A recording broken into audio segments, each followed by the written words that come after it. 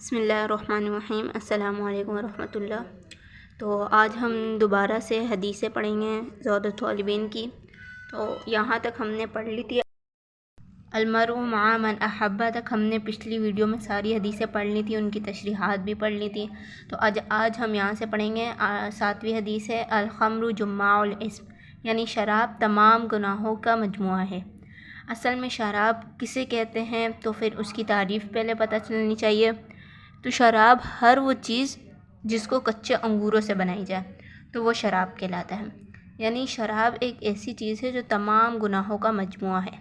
بعض محدثین نے اس کو تمام گناہوں کی جڑ کہلایا گیا۔ شراب پینے سے انسان کی عقل اس کے قبضے میں نہیں رہتی ہے، تو وہ بہت سے ایسے گناہوں کا ارتکاب کر لیتا ہے جو اسے معلوم ہی نہیں ہوتے۔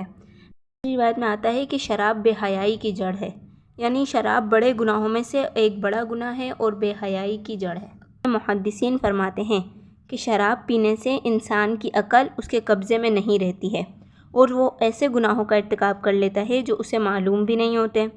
ایک دوسری روایت میں آتا ہے کہ شراب بے حیائی کی جڑ ہے اور بڑے گناہوں میں سے ایک گناہ ہے۔ ہر وہ چیز جس میں نشہ ہو تو وہ بھی حرام ہے، کہ شریعت نے جو منشیات کو حرام قرار دیا گیا ہے، یہاں پر خمر یعنی شراب کو بولا، اسی طریقے سے جیسے وہ افیم ہوتی ہے، چرس ہوتی ہے، بھنگ، ہیروئن وغیرہ، یہ بھی کیا ہے شراب کے حکم میں آتے ہیں، کیونکہ نبی کریم صلی اللہ علیہ وسلم نے فرمایا ہے کہ ہر نشہ اور فطور پیدا کرنے والی چیز سے منع کیا گیا ہے۔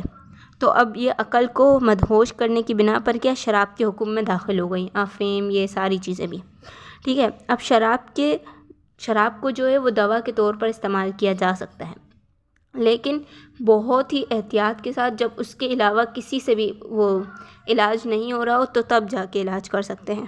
ہماری دوسری حدیث ہے وہ یہ ہے العنات من اللہ والعجلۃ من الشیطان، یعنی بردباری اللہ کی طرف سے ہے اور جلد بازی شیطان کی طرف سے ہے۔ جو تشریح ہے اس میں یہ ہے کہ جب دنیاوی کاموں کو اس کے تمام پہلو پر نظر کیے بغیر شروع کیا جائے اور وہ کام انجام کو نہ پہنچے تو دل میں یہ وسوسہ پیدا ہوتا ہے کہ یہ کام شیطان کی طرف سے ہے، اسی وجہ سے اس انجام کو نہیں پہنچا ہوگا۔ اس حدیث میں یہ حکم دیا گیا کہ پہلے تمام کاموں کے پہلو کو دیکھ لیا جائے اور اس کے بعد کام کیا جائے، البتہ نیک کام میں جلدی کی جائے۔ اسی طریقے سے ملا علی قاری رحمۃ اللہ علیہ فرماتے ہیں کہ عبادات اور اطاعت کے شروع میں تو جلدی کرنا چاہیے، لیکن عبادت کے درمیان میں جلدی کرنا شیطان کی طرف سے ہوتا ہے، اس لیے عبادات کے شروع میں جلدی کریں کہ عبادت کرنے کے لیے جلدی کریں، لیکن عبادات کے جو درمیان میں جلدی نہ کریں۔ اسی طریقے سے دوسری حدیث جو ہے ہمارے پاس المؤمن غر کریم والفاجر خب لئیم، یعنی مومن بھولا بھالا شریف انسان ہے اور فاجر کمینہ مکار ہوتا ہے۔ اب اس حدیث کے دو جز ہیں، ایک المؤمن غر کریم، اس کے معنی ہے کہ دھوکہ کھانے والا شریف انسان۔ اب حدیث کا مطلب یہ ہے کہ مومن آدمی جو ہے وہ نرم مزاج ہوتا ہے اور وہ ہر ایک آدمی پر اعتبار کر لیتا ہے، اسی وجہ سے وہ ہر ایک دھوکہ دینے والے سے دھوکہ کھا لیتا ہے۔ اس کے دھوکہ کھانے کی وجہ کیا ہوتی ہے؟ ہر روز اس فکر میں رہتا ہے کہ کب موقع ملے اور میں اس کو دھوکہ دوں، کیونکہ فاجر کو آخرت میں کوئی لگاؤ ہی نہیں ہوتا، آخرت کا کوئی خوف ہی نہیں ہوتا، اسے صرف دنیا میں وہ ہر روز اس فکر میں رہتا ہے کہ کب موقع ملے گا اور میں اس سے اس کا انتقام لوں گا، کیونکہ فاجر کو آخرت میں کوئی اس کا خوف ہی نہیں ہوتا، بس وہ دنیا کے لیے ہی رہتا ہے اور دنیا کے لیے ہی انتقام پانے کی کوشش کرتا ہے۔ ایک روایت میں ہے کہ قیامت کے دن دھوکے باز کو بلایا جائے گا اور جب وہ جنت میں داخل ہونے لگے گا تو جنت کا دروازہ بند ہو جائے گا اور اس سے کہا جائے گا کہ جس طرح تم دنیا میں دھوکہ کرتے تھے اسی طرح تمہارے ساتھ بھی آج وہی کیا جا رہا ہے۔ جیسے کہا ہے کہ مومن جو ہے بھولا بھالا ہوتا ہے اور جو فاجر ہوتا ہے وہ کمینہ ہوتا ہے۔ دوسری حدیث ہے الظلم ظلمات یوم القیامہ، ظلم قیامت کے روز اندھیروں کی صورت میں ہوگا۔ اب ظالم کا اندھیرے میں ہونے کی صورت کا مطلب یہ ہے کہ قیامت کے دن ظالم کو میدان حشر میں تاریکیاں اس طرح گھیری ہوگی کہ جو نور مومن کو ملے گا یہ اس سے بالکل محروم رہے گا۔ کو ایک قسم کا اندھیروں کا عذاب دیا جائے گا جس کی وجہ سے وہ اپنی منزل تک نہیں پہنچ سکے گا، جبکہ مومن کے لیے ایک نور ہوگا جس کی روشنی میں وہ اپنی منزل مقصود تک پہنچ جائے گا۔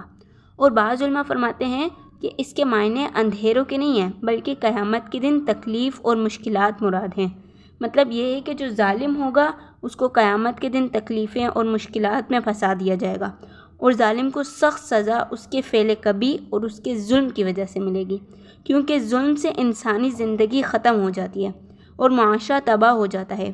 اسلام چاہتا ہے کہ انسان میں آپس میں بھائی چارگی اور ہمدردی ہو۔ اللہ تعالیٰ فرماتے ہیں کہ بندو، میں نے اپنی ذات پر ظلم کو حرام کر رکھا ہے اور تم لوگوں کے درمیان بھی ظلم حرام کر دیا ہے، لہٰذا ایک دوسرے پر ظلم نہ کرو۔